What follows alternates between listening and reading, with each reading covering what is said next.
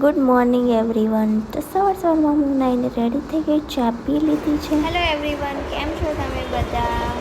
સ્વાગત છે તમારા બધા મારા મિની બ્લોગમાં. તો હું નાઈને રેડી થઈ ગઈ છું, ચા પણ પી લીધી છે અને હવે બનાવવાનું છે જમવાનું. જમવામાં શું બનાવવાનું છે હજુ નક્કી નથી. તો ચાલો,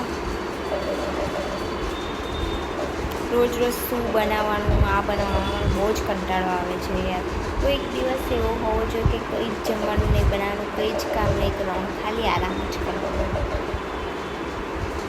હોઈ શકે છે એવું, બની શકે છે એવું ક્યારેક. વિશાલે મને કીધું હતું કે એમને એક ફ્રેન્ડ આવે છે ઘરે. આજે એક્ઝામ હતી બધાની, તો બધા સુરત આવેલા હતા, તો તેમાંથી એક ફ્રેન્ડ ઘરે આવે છે. એટલે મેં ફટાફટ જમવાનું બનાવવા ઊભી થઈ ગઈ અને શાકભાજી કંઈ હતી નહીં, એટલે મેં બનાવી દીધા મગ.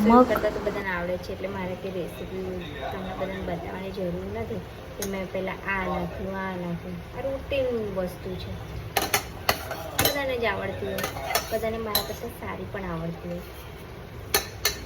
શું કેવું તમારું? એટલે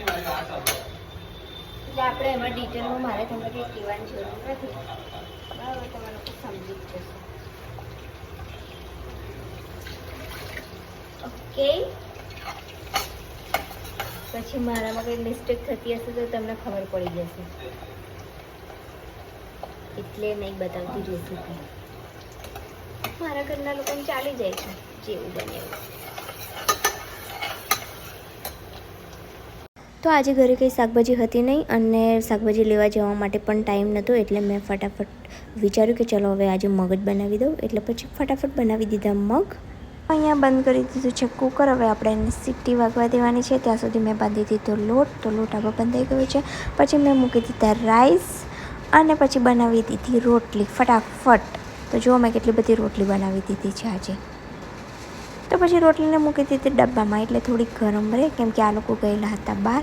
પછી મને યાદ આવ્યું કે વિશાલે મને કેટલા દિવસથી કીધું છે કે એમને સેવ ખાવી છે, એટલે હોળી પર આપણે સેવ બનાવી નથી કેમ કે ડ્યુટી પર હતા.